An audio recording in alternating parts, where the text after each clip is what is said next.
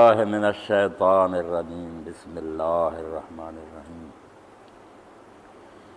ان یمسسکم قرح فقد مس القوم قرح مثلہ وتلک الایام نداولها بین الناس ولیعلم اللہ الذین آمنوا ویتخذ منکم شہداء واللہ لا یحب الظالمین۔ سورہ آل عمران 140 نمبر آیت۔ یہ مہینہ جو گزر رہا ہے اسلامی ماہ شوال، اس میں ہی غزوہ احد پیش آیا۔ 70 صحابہ کرام شہید ہوئے، بڑے بڑے جلیل القدر ساتھی دنیا چھوڑ گئے، نبی کریم صلی اللہ علیہ وسلم خود زخمی ہوئے۔ تو اس موقع پر منافق لوگوں کو پروپیگنڈا کرنے کا موقع مل گیا کہ پچھلے سال رمضان شریف میں غزوہ بدر ہوا 17 رمضان کو، تو تم کہتے تھے فرشتے ہماری مدد کو آئے، اب وہ فرشتے کہاں چلے گئے؟ کیوں نہیں مدد کو آئے؟ اور کیا حال ہوا کہ اتنے بڑے قیمتی آدمی شہید ہو گئے، گھر اجڑ گئے، عورتیں بیوہ ہو گئیں، بچے یتیم ہو گئے۔ بہت لوگوں کو بددل کرنے والا پروپیگنڈا شروع ہو گیا، اور جو جانیں دے گئے ہیں یہ اس کی بنائی ہوئی باتیں ہیں کہ آگے جنت ہے دوزخ ہے، کچھ نہیں، یہ صرف لوگوں کو بیوقوف بناتا۔ کوئی نہیں، نہ جنت ہے دوزخ، جو مر گیا بس وہ ختم ہو گیا۔ ایسا پروپیگنڈا تھا جس سے خطرہ تھا کہ مسلمان معاشرہ میں بددلی نہ پھیل جائے، لوگ دین کے بارے میں نہ شک و شبہ میں مبتلا نہ ہو جائیں۔ تو اس موقع پر اللہ تعالیٰ نے اس رات کو بیان کیا جس میں ٹکڑا ہے نا وَيَتَّخِذَ مِنْكُمْ شُهَدَاءَ، بڑی گہری بات اللہ تعالیٰ نے فرمایا کہ ٹھیک ہے تمہیں صدمہ پیش آیا، مگر اس سے پہلے انہیں بھی اس سے دگنا صدمہ پیش آیا تھا کفار کو، اتنے ان کے مارے گئے، قید ہوئے، یہ بدلتے رہتے ہیں حالات۔ تو اللہ تعالیٰ تم میں سے کچھ شہید چاہتا تھا، یعنی اللہ تعالیٰ کی اپنی مرضی یہ تھی کہ لوگ اسی طرح ہاریں اور شہید ہو جائیں۔ شہید آپ جانتے ہیں گواہ کو کہتے ہیں۔ ہر معاملہ میں جب کوئی شخص دعویٰ کرتا ہے تو اس دعوے کا ثبوت اور پروف اسے دینا پڑتا ہے۔ میں کہنے پر عدالتیں مانتے ہیں تو جس کا جی چاہے جا کر دعویٰ ظاہر کر دے، وہ اس سے مانگتے ہیں کہ بھائی تیرے پاس کوئی اس کا ثبوت بھی ہے۔ اب جو دعویٰ اللہ کے دین نے کیا کہ اللہ ہے، جنت دوزخ ہے، جو لوگ ایمان لاتے ہیں ان کو اجر عظیم ملے گا، برے لوگوں کو سزا ملے گی، تو اس پر پختہ ایمان کی گواہی کہ ہمیں اس میں ذرا بھی شک ہو تو ہم کیوں اپنی جانیں قربان کریں؟ ہمیں اپنی جانیں پیاری نہیں؟ ہمیں نہیں یہ محسوس ہوتا کہ ہمارے بچے یتیم ہو رہے ہیں، عورتیں بیوہ ہو رہی ہیں؟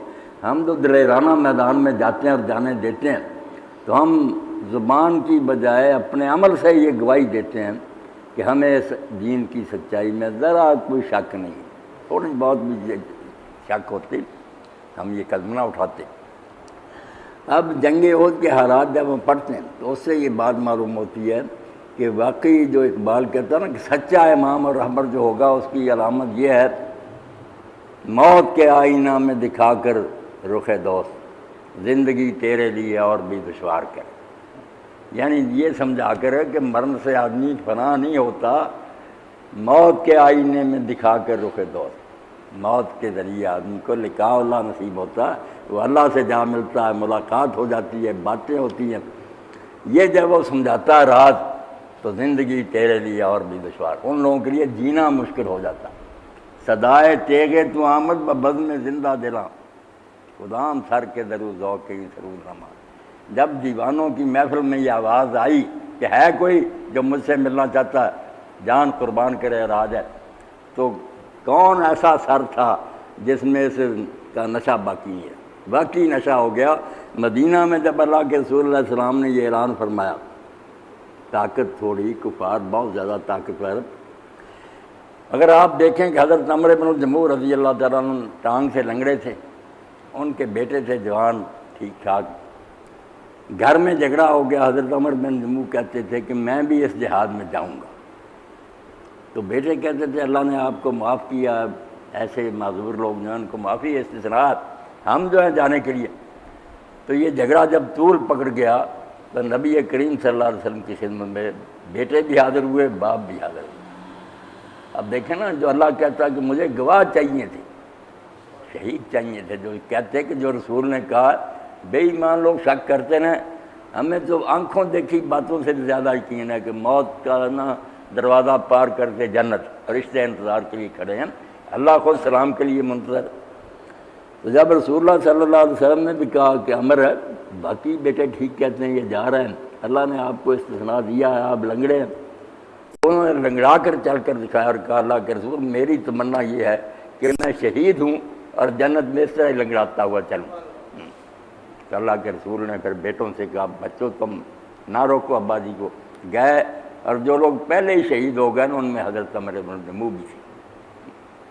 اسی طرح حضرت سعد بن خیثمہ رضی اللہ تعالیٰ عنہ سے، ان کے والد سے خیثمہ، جب بدر کے لیے جانا تھا 3 باپ بیٹوں میں بھی قرعہ اندازی ہوئی کہ کون جائے، تو قرعہ جو تھا نا وہ بیٹے کا نکلا۔ تو حضرت خیثمہ نے کہا کہ سعد قرعہ تیرا نکلا ہے، مگر میں باپ ہوں، باپ ہونے کی وجہ سے تو مجھے موقع دے دے، تو نا بدر میں جا، مجھے جانے دے، بجائے جان جو ہے نا بچانے کی تدبیر سوچنے کے کہ گھر میں چھپو، بیٹے سے کہتے ہیں قرعہ تو تیرا ہی نکلا مگر تو مجھے موقع دے دے۔ تو حضرت سعد رضی اللہ عنہ نے کہا ابا جی جنت میں جانے کے علاوہ کوئی اور معاملہ ہوتا تو میں ضرور آپ کو یہ چانس دے دیتا، اب موقع جنت میں جانے کے بعد کس طرح یہ قربانی ہوئی؟ شہید ہو گئے حضرت صاحب، 14 بندے جو شہید ہوئے میدان بدر میں، ان میں وہ بھی تھے۔ جب احد کا موقع آیا تو حضرت خیثمہ رضی اللہ عنہ نے پھر خواب میں دیکھا کہ سعد باغوں میں ٹہل رہا، بیٹا نظر آیا۔ میں نے کہا سعد تو فوت ہو گیا تھا۔ اس نے کہا ابا جی نہیں، صرف یہ مغالطہ ہی ہے، جب یہاں سے ہم جاتے ہیں آگے باغ ہمارے منتظر ہیں، نہریں ہیں، محل ہیں۔ تو یہ حضرت خیثمہ بھی پھر میدان احد میں گئے، شہید ہو گئے۔ اسی طرح آپ دیکھیں کہ حضرت سعد بن ربیع رضی اللہ تعالیٰ عنہ جب نبی علیہ السلام نے جنگ کے خاتمہ پر کہا کہ گھومو پھرو، اگر کسی میں کوئی رمق ہے زندگی کی، باقی کوئی چھوٹا بہت ہے تو اس سے کوئی بات ہو، تو گھومتے گھومتے لوگ حضرت سعد بن ربیع کے نا اوپر گئے، ان کے آخری اوقات سے بس جان دے رہے تھے۔ ان سے پوچھا کہ سعد بتاؤ تمہیں کیسا محسوس ہو رہا ہے؟ تو اس نے کہا اللہ کے رسول علیہ السلام نے جو وعدے ہم سے کیے تھے نا کہ فرشتے ہار لیے کھڑے ہوں گے جنت، میں اپنی آنکھوں سے وہ چیزیں دیکھ رہا ہوں، یہ منظر دیکھ کر دنیا سے رخصت ہو رہا ہوں۔ اور کہا کہ نبی علیہ السلام تک میرا سلام پہنچانا اور یہ بات کہنا کہ صاحب یہ گواہی دیتا تھا کہ میں نے وہ سب چیزیں اپنی آنکھوں سے دیکھی، اور میری قوم سے کہنا انصار سے کہ صاحب یہ کہہ گیا ہے کہ جب تک تم میں سے ایک کے اندر بھی سانس ہے نا، کوئی ایک انصاری زندہ ہے، نبی علیہ السلام تک کوئی تکلیف نہیں کفار کی طرف سے پہنچ گئی۔ اگر تمہارے جیتے حضور تک کافر پہنچ گئے تو تم خدا کے سامنے بالکل کوئی جواب نہیں پیش کر سکو گے۔ تم وعدہ کر کے لائے تھے حضور سے کہ ہم اپنی جان مال اولاد سب قربان کر دیں گے، آپ کی حفاظت کریں گے، اس کو نبھانا۔ اگر تمہارے جیتے جی حضور پاک کو تکلیف پہنچی تو اللہ کے ہاں تمہارا کوئی عذر نہیں سمجھ آئی۔ اندازہ کریں کہ مر رہے ہیں مگر موت کو وہ بالکل شاید کا گھونٹ سمجھ کر پی رہے ہیں اور خوش ہو رہے ہیں کہ نہیں یہ موت جو ہے مرا کچھ بگاڑتی نہیں۔ اس لیے جب بشر اور ملک کے درمیان تفاضل کا معاملہ ہے، فرشتہ اور انسان، تو علامہ اقبال فرماتے ہیں مقام بندگی دیگر مقام عاشقی دیگر۔ فرشتوں کا مقام بندگی ہے، وہ نوکر ہیں، کام کرتے ہیں۔ انسان کا مقام اس سے آگے ہے، عاشقی ہے، یہ دیوانہ ہے، ٹکڑے ہوتا ہے، جان قربان کرتا ہے، آگ میں جلایا جاتا ہے، لوگ آروں سے چیر دیتے ہیں مگر اس وقت بھی لا الہ الا اللہ پڑھتا وہ جان دیتا۔ کسی فرشتے نے کبھی اس طرح جان نہیں دی، یہ امتحان ہی انہیں پیش آیا۔ مقام بندگی دیگر مقام عاشقی دیگر، جس نوری سجدہ می خواہی خاکی بے شلاخا۔ نوریوں سے اللہ نوریوں سے صرف تو نے یہ کہا کہ سجدہ کرو، وہ کر رہے، مگر جو خاکی تھا انسان اس سے زیادہ کا مطالبہ کیا کہ صرف سجدے نہیں کرنے، سر کٹوانا پڑے، سر بھی کٹوانا۔ بچے تمہارے سامنے ذبح ہوں گے، خوش ہونا کہ اللہ کی راہ میں قربان ہو گئے، بات بڑی مشکل ہے۔ چنا خود را نگاہ داری کے بائی بے نیازی ہے، اے اللہ تو اپنا آپ اس طرح منوانا چاہتا ہے حالانکہ تو بے نیاز، اگر کافر بھی مریں لوگ تیرا کیا بگڑتا، مگر تو چاہتا کہ لوگ مجھے پہچانیں۔ اس کے لیے ایک بات یہ بھی تجویز کی، یہ طریقہ بھی رکھا شہید ہونے کا کہ شہید ہو کر لوگ میرا اعلان کرتے جائیں کہ یار شک ہوتا تو ہمارے ٹکڑے ہو رہے ہیں، ہم کیوں کہتے ہیں اشہد اللہ اللہ۔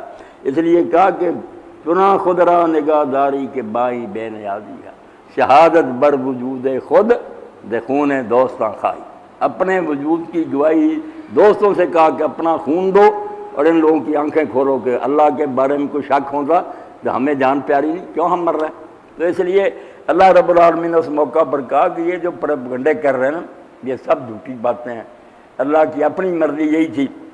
اور آپ دیکھیں رسول کریم علیہ السلام کبھی بدر میں نہیں گئے، اس جنگ بدر کے بعد آپ کبھی نہیں وہاں گئے کہ زیارت کریں اور وہاں دیکھیں میدان جہاں اللہ نے اتنی مدد کی تھی، نہیں، احد جاتے تھے، شہیدوں پر سلام کہتے تھے، جہاں شکست ہوئی تھی نا، آپ زخمی ہو کر پڑے تھے اور ساتھی شہید ہو گئے حضرت حمزہ جیسے پیارے چچا، وہاں جاتے تھے، وہاں سلام کہتے تھے، اور آخر موقع پر بھی گئے، اتنی لمبی دعا کی جتنی جنازے میں کی جاتی ہے، اور ممبر پر چڑھ کر فرمایا شہیدو میں تمہارے لیے آگے آگے جا رہا ہوں، تمہارے لیے جنت میں انتظام کروں گا، گواہی دی۔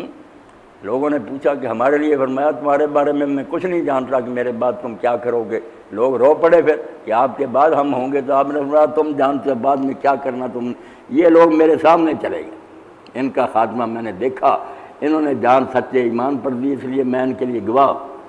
تو جہاں شکست ہوئی تھی وہاں جاتے، یہی دیکھ سمجھ کر کہ یہ شکست صرف ظاہر میں ہے، اصل میں فتح کی نسبت یہ زیادہ کامیابی۔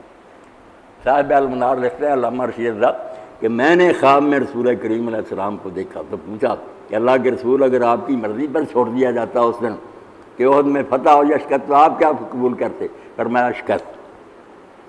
جو شکست ہوئی نا یہ فتح سے زیادہ پیاری تھی مجھے، بہت اس میں رات کھلے، اللہ تعالیٰ نے لوگوں کو بڑے مراتب دیے، کیسے درجے پا گئے، اتنے اتنے مرتبے ان لوگوں نے حاصل کیے۔ حضرت جابر رضی اللہ عنہ کے والد عبداللہ بھی شہید ہوئے تھے، تو آپ نے فرمایا جابر تجھے پتہ کہ تیرے باپ عبداللہ کے ساتھ خدا نے کیا سلوک کیا؟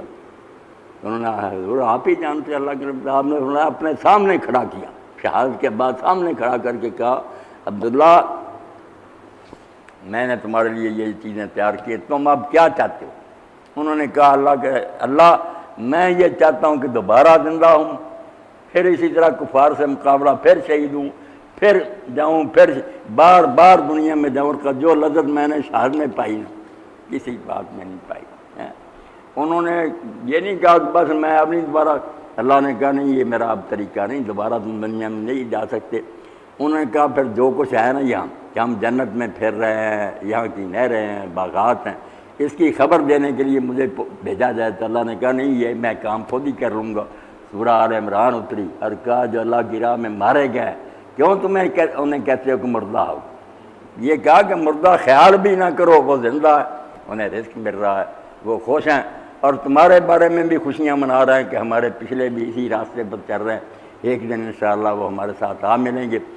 تو اللہ تعالیٰ نے اپنے رسول کے ذریعہ سورہ آل عمران میں جو تبصرہ جنگ احد پر کیا، اس میں یہی بات سمجھائی کہ اللہ کی راہ میں تکلیفیں اٹھانا، اللہ کے دین کے لیے مشقت برداشت کرنا اور قربانیاں دینا، یہ ایک طرف اس آدمی کے مرتبے بلند ہونے کا سامان ہے، درجے ملتے ہیں، اور دوسری طرف اللہ کے دین کی صداقت کی گواہی ہے کہ پوری دنیا کے سامنے وہ شخص اعلان کرتا کہ اس دین کے بارے میں ذرا شبہ مجھے ہوتا تو مجھے یہ اقدام اٹھانے کی کیا ضرورت تھی؟ نہیں، جنہیں شک ہے وہ شک میں پڑے رہیں، مجھے عین یقین ہے، آنکھوں دیکھی بات سے بڑھ کر جو کچھ اللہ کے رسول علیہ السلام نے فرمایا برحق ہے۔ وآخر دعوانا الحمدللہ رب العالمین، وصلی اللہ تعالی علی خیر خلقہ سیدنا محمد و علیہ وسلم۔